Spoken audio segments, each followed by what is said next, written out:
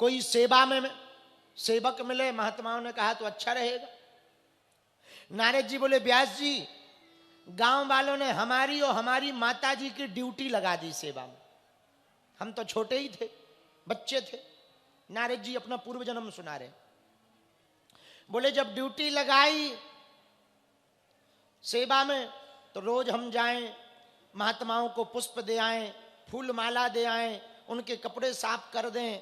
जब वो कीर्तन गाएं, छोटे छोटे हाथों से हम भी ताली बजाने लगे, कीर्तन गाने लगे। वो प्रसाद देवें तो हम प्रसाद पा लेवें। वो बढ़िया बढ़िया मीठी मीठी कथाएं सुनावें तो हम भी प्रेम पूर्वक भगवान की कथा सुनने लगे। महाराज कुछ ही दिन बीते हैं कि 4 महीना पूरे हो गए। 4 महीना पूरे हुए तो महात्मा जाने लगे। नारद जी बोले व्यास जी, हम बच्चे तो थे ही, इतना प्रेम महात्माओं से हो गया कि हम भी महात्माओं के पीछे पीछे हो लिए। महात्माओं ने पूछा बेटा कहाँ जा रहे हो? सो हमने कहा महाराज आप जहाँ जा रहे सो हम जा रहे, आनंद आ रहा है आपके साथ में। महात्मा बोले बेटा अभी तुम बच्चा हो, बचवा, छोटे से बच्चा हो, यदि तुम हमारे साथ चले जाओगे तुम्हारी माताजी गाली बकेंगी कि हमने महाराज जी को सेवा में बेटा दिया था, वो बाबा बना के ले गए, आफत हो जाएगी, घर लौट जा, ये माला ले माला, और ये माला से जप कर, जब माताजी आज्ञा दे दें सो आ जाना हमारे पास।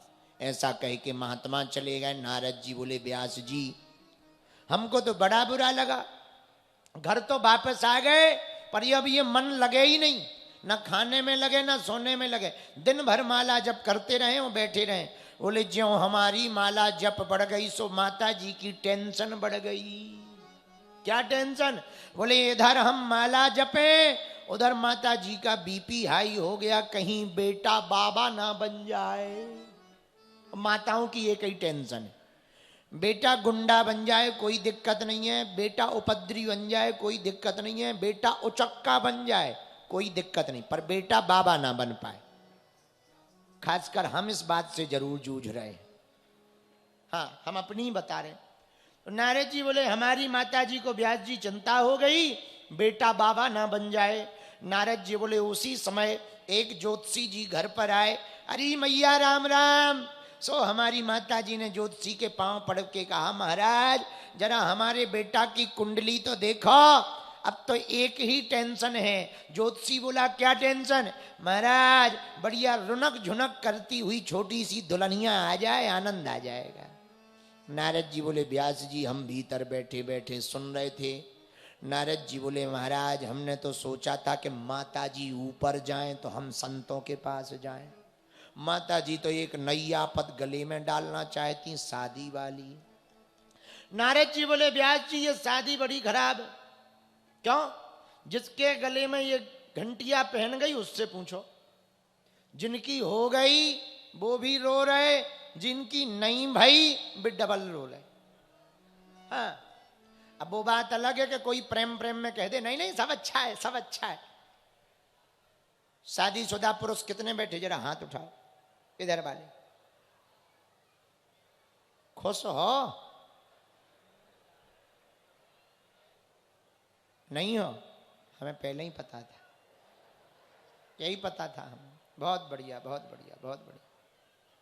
खैर कुछ लोग प्रसन्न भी रहते हैं, कोई बुरी बात नहीं है। लड़ाई किन किन के घर पर होती है आपस में? पति पत्नी में। पुरुष हाथ उठाएं। कुछ तो इस चक्कर में नहीं उठा रहे कि टीवी पे यदि आ गए और घर पे देख लिया तो आज से ही राशन बंद।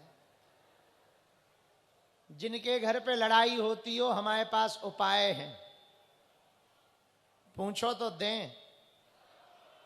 चाहिए? जितने विवाहित पुरुष बैठे सुनो, घरवाली तुम्हारी लड़े, भयंकर लड़े, तुरंत चप्पल उठाओ और पहन के निकल जाओ, क्योंकि जो तुम सोच रहे हो वो तो कोई नहीं कर पाया।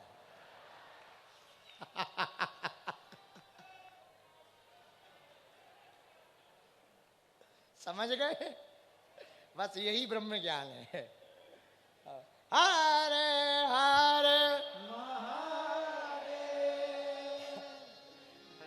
तो नारद जी बोले महाराज हमारी माता जी ब्याह की बात करने लगी, हमको चिंता हो गई, लेकिन हमने भगवान से प्रार्थना की तो नारद जी बोले भगवान ने हमारी सुन ली। क्या सुनी? शाम के समय नारद जी बोले हमारी माता जी गौशाला में गौ सेवा करने गई, एक काले नाग ने काट लिया, काले सांप के काटने से माता जी मर गई। नारद जी बोले गांव वालों ने बताया माता जी मर गई। नारद जी बोले हमें इतनी खुशी हुई कि डांस कर ले, नाच ले। पर नारद जी बोले कहीं हम यदि नाचेंगे तो गांव वाले कहेंगे बताओ कितना मूर्ख बेटा है, माता जी के मरने पर नृत्य कर रहा। नारद जी बोले हमें समझ आ गया भगवान ने हमारी सुन ली। जितनी संपत्ति थी सब बेच करके माता जी की अंत्येष्टि में लगा दिया और जिस तरफ संत गए थे उसी दिशा में चल दिए। बोलो सीताराम।